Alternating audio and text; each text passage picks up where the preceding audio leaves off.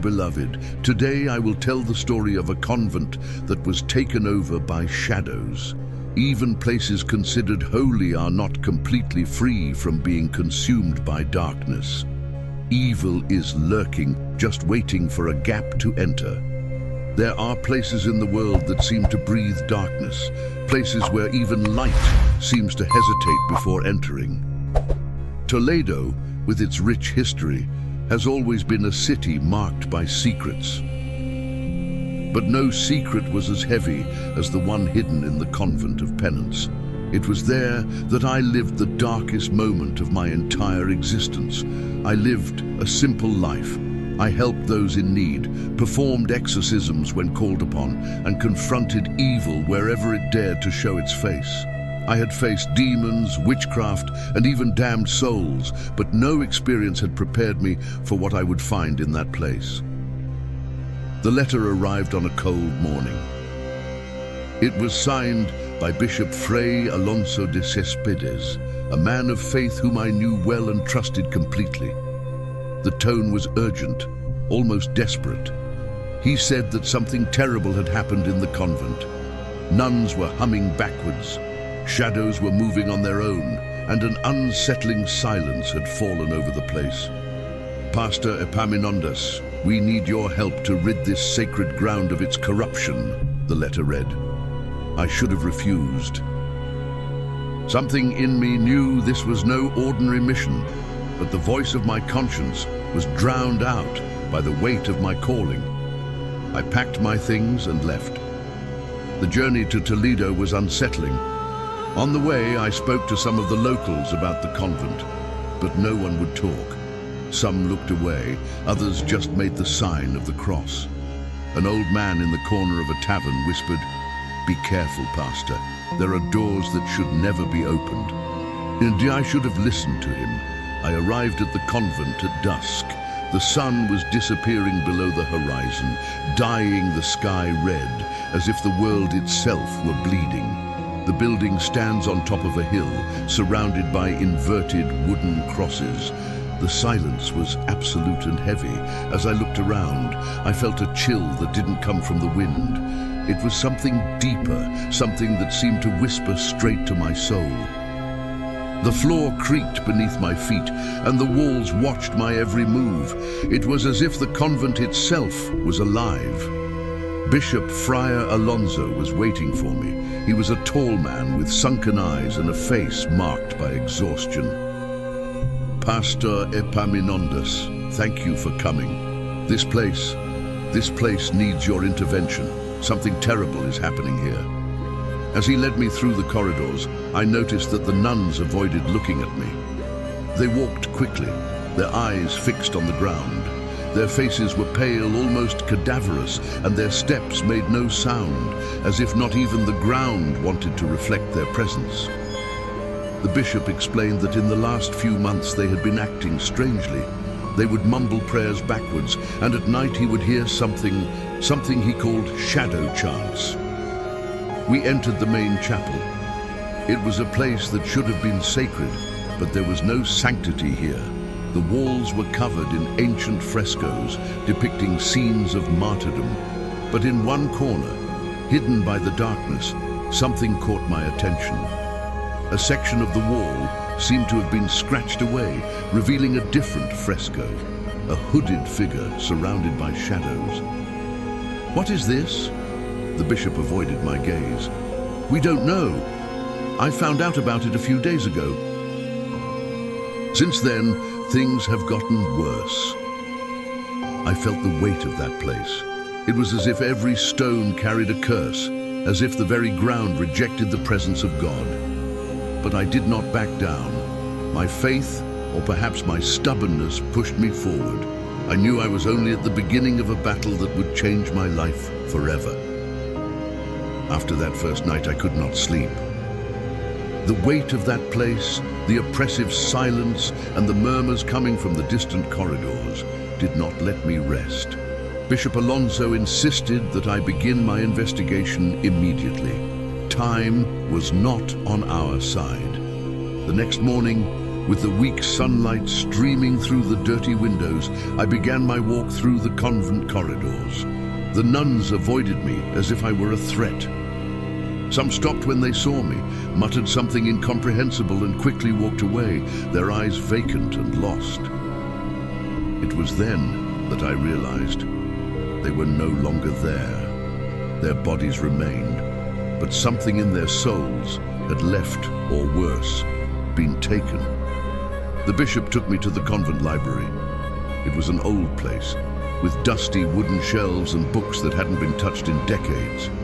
In the darkest corner, I found what I had been dreading, a grimoire. Its pages were filled with symbols that simply moved before my eyes, and the words, written in a language I didn't understand, emanated a heavy, suffocating energy. "We found this here weeks ago," the bishop said. "Since then, things have started to get worse." I held the book between my fingertips, as if its mere touch could burn my soul. Something told me it shouldn't be there, that its presence was an affront to the sanctity of the place, but I also knew that to understand what we were up against, I would first have to understand what it contained. That night, I decided to keep watch in the hallways. The bishop had warned me about the movements that were taking place after nightfall. So, with my Bible in hand and a vial of holy water in my pocket, I began my vigil. For hours, I walked through those cold, dark hallways, hearing only the echo of my footsteps, until around midnight, everything changed. The air grew heavier. A chill wind began to blow, even though there were no open windows. And then I heard it. Murmurs. Faint at first, but soon they became chants in a language I didn't know. I followed the sound to the main chapel. There, hidden in the shadows, I saw something I will never forget. The nuns were gathered in a circle, black candles in their hands. In the center, Mother Superior Clara murmured words that seemed to reverse the very meaning of prayer. The cross on the altar was upside down, and a larger, denser shadow moved among them. It was not human, nor entirely tangible. It seemed to be between this world and another. I tried to get closer, but as I took a step forward, I felt an invisible force pushing me against the wall. It was as if the air itself had become solid, trapping me where I was. The nuns continued on, as if I were not there, until Mother Clara held out her hands and said something that made the shadow grow, taking shape. When I realized it, the figure had red eyes and a presence so oppressive that it almost made me lose consciousness. Reciting the prayers I knew, I struggled to resist, but something in that moment made me realize that my private words would not be enough. This was not just a spirit or a demon. It was something older, stronger. I returned to the bishop at dawn, exhausted and astonished by what I had seen. I told him what I had witnessed, and he silently nodded. Then he took me to a basement I had not yet visited. "Here is the heart of evil," he said. We descended a narrow staircase, lit only by the flame of a lamp. When I reached the bottom, I saw an unholy altar.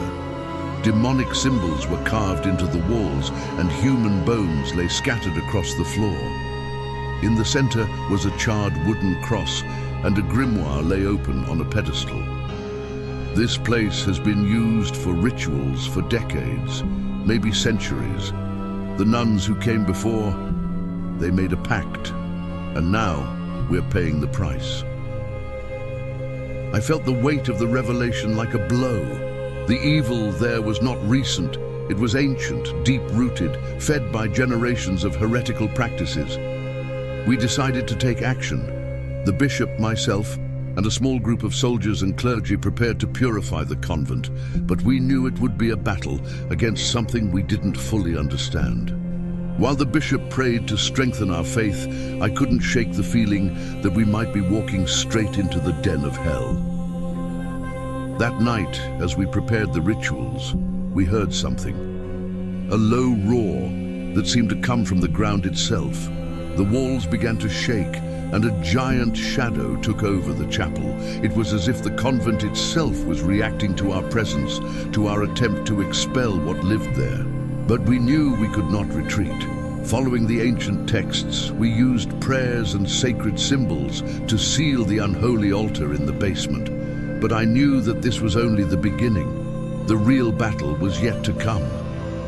We went down to the basement of the convent, each of us taking what we could: crosses, rosaries, lamps, and vials of holy water. The air was thick, suffocating, and carried a metallic smell of blood mixed with sulfur. Each step seemed like a sentence, echoing off the walls as if the place itself was warning us to return. At the front, Bishop Alonso led the way, holding a large crucifix that trembled in his hands. Behind him, the soldiers carried blessed weapons, blessed blades and silver bullets as a last resort against whatever we faced. I followed closely behind, my heart heavy, mentally reciting Psalm 91 for strength. The darkness seemed to swallow everything around us, but we knew where we were going. Oh, unholy altar awaited us. When we reached the bottom of the stairs, we found the altar again, but this time it was different. The black candles were lit, though no one had touched them. The grimoire, which we had left closed, was open and floating lightly above the pedestal, its pages turning of their own accord. Symbols drawn on the floor glowed with a red light that seemed to pulse like a heart. The air vibrated with a low, almost whispering sound, as if evil itself were whispering our fate. "Pastor Epaminondas," the bishop said, his voice firm but low. "It's now or never." We knelt around the altar and began to pray. The sacred words echoed through the basement, but were soon drowned out by a sound that began as a murmur and grew into a deafening cacophony. Shadows began to move across the walls, writhing like serpents, growing larger and larger, taking on humanoid forms. Their eyes glowed a deep red, and their presence made the air nearly impossible to breathe. Suddenly, one of them broke away from the wall and advanced towards us. One of the soldiers fired a silver bullet, which passed through the shadow without causing any effect. The creature laughed, a deep sound that reverberated in our souls, and the soldier fell to the ground, clutching his chest as if something invisible had ripped his life away. "Keep praying!" I shouted, even though my voice was breaking. "Don't stop, no matter how useless it may seem." As the soldiers tried to hold back the shadows, the bishop and I intensified our prayers. I sprinkled holy water on the altar, and the candle flames flickered, going out for a brief moment. In the center of the unholy circle, the red light intensified, and a hooded figure emerged from the shadows. It was tall, with a black cloak that seemed to be made of darkness itself. It had no face, only a mask of ever-shifting shadows, and its voice echoed with a deep, resonant tone. "Do you truly believe you can banish me? You frail mortals with your broken faith?" I felt the ground beneath my knees shake. It was as if each word was a crushing weight upon us. But I didn't give up. I kept praying, holding my crucifix tightly, even as my hands began to shake. "You are but a candle in the storm," the hooded figure continued, his voice booming like thunder in an infinite cavern. "Light will never prevail without bowing to the shadow." Bishop Alonso tried to lift his crucifix, but the object was torn from his hands by an invisible force, fluttering and shattering against the wall. The shadows around us approached, closing the circle, their humanoid forms becoming increasingly defined. They looked like soldiers of a dark army, obeying the command of the figure that stood in the center. "Pastor Epaminondas," Alonso said, his voice filled with despair. "The grimoire, destroy the grimoire." Looking at the floating book, I realized that it was the source of all this power. The words on the pages radiated a dense, almost palpable energy, as if they were channeling the very essence of evil. But the grimoire was shielded by a circle of crimson light, and every step I took toward it, caused the shadows to advance upon me. As I recited prayers aloud, I dipped my hand into my pocket and pulled out a vial of holy water. With a swift motion, I threw the liquid toward the grimoire. There was a hiss, and the crimson circle flickered as if it were wounded, but it did not yield. The hooded figure laughed, his laughter filling the space like an earthquake. "Do you think you can stop me with childish tricks?" laughed the creature. At that moment, the shadows attacked. One of them grabbed Bishop Alonso, lifting him off the ground like a toy. He spoke, desperately reciting a passage from Psalm 23, but his body was thrown against the wall with terrible force. He fell, motionless. Other soldiers fell one by one, shadows cutting across their bodies like blades of darkness. The sound of their screams echoed through the basement, but I couldn't stop. I knew that if I hesitated, all would be lost. With a final push, I advanced toward the grimoire. The shadows tried to dissuade me, but I held my crucifix tightly and recited the prayer of Saint Michael the Archangel aloud. They hesitated for a moment, allowing me to reach the crimson circle. The heat was unbearable, for I was entering the very flames of hell, but I did not retreat. Holding the grimoire in both hands, I began to recite the rite of exorcism. The hooded figure screamed, his voice now filled with rage. "You do not know what you are doing, mortal. Destroying this book will not end anything. It will only free what is trapped." Ignoring his words, I raised the grimoire above my head and slammed it into the ground, shattering the protective circle. The impact was followed by a burst of white light that blinded everyone in the basement. A deafening scream echoed, and I felt as if a wave of energy had coursed through my body. When the light faded, the basement fell silent. The grimoire was reduced to ash, and the shadows vanished. But the price had been high. Only I and 2 soldiers remained standing. Bishop Alonso was dead, his face etched in the same expression of terror I had seen on the others who had fallen. The hooded figure had disappeared, but before he disappeared, his last words were engraved in my mind. "You may have won today, but what you destroyed was not an enemy. It was a seal, and now what was bound is free." The words echoed in my soul as we left the basement. The convent fell silent again, but the weight of what had happened there was unbearable. It was not a victory, it was only a delay. We emerged from the basement like survivors of a war that no one would ever believe had happened. The silence of the convent was assured, as if even the walls were reporting that something terrible had been unleashed. The 2 remaining soldiers were in a state of shock, their eyes lost in space. Bishop Alonso was not so lucky. His body was carried with reverence, but without the prayers he would surely have wanted. I did not have the strength to say them. The convent felt empty, but not safe. Every hallway, every door, and every shadow seemed to contain something hidden, something watching us. There was no time to purify the place. With the last of our courage, we sealed the basement doors and left the convent. I would never cross those doors again. As the sun rose above the horizon, the weight of that night still hung over us. We gathered with the nuns. They were in a state of shock, unable to respond to any stimulus. They seemed like empty shells, as if something essential in their souls had been stolen forever. The bishop had instructed me in his last words, "Send them away. The evil that has corrupted them must be dispelled." So I did. The nuns were sent to other convents, though I knew their lives would never be the same. The convent of penance, by order of the archbishop, was sealed and abandoned. Stones and boards sealed every entrance, and the place was cursed by history itself.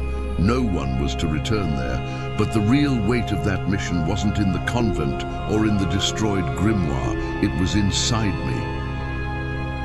When I returned home, I realized I wasn't the same man who had left. The battle in the basement had not only exhausted me physically, it had also robbed me of something deeper, my certainty. For weeks, I could not sleep. Every time I closed my eyes, I could hear the whispers of the shadows. Sometimes the hooded face would appear in my dreams, repeating those words that echoed like a curse. What destroyed was not an enemy, it was a seal. Now what was bound is free. Even now, so many years later, I feel like something from that night has never left me. Some nights when the wind blows hard, I hear chants in reverse. I feel the same cold I felt in that basement, as if the shadow was still nearby, waiting. And sometimes I wonder if what we really did was an act of courage or madness. I still carry the weight of the destroyed grimoire, Bishop Alonso's sacrifice, and the lives lost that night. And I have always wondered, what did we free? What now walks free in the world, waiting for the right moment to show its true form? If one day you hear prayers in reverse, if you feel a cold that does not come from the wind, or if you see shadows that move without light, do not ignore it. Pray, yes, but above all, run. Because sometimes evil does not want your soul. It wants you to see what it is capable of doing.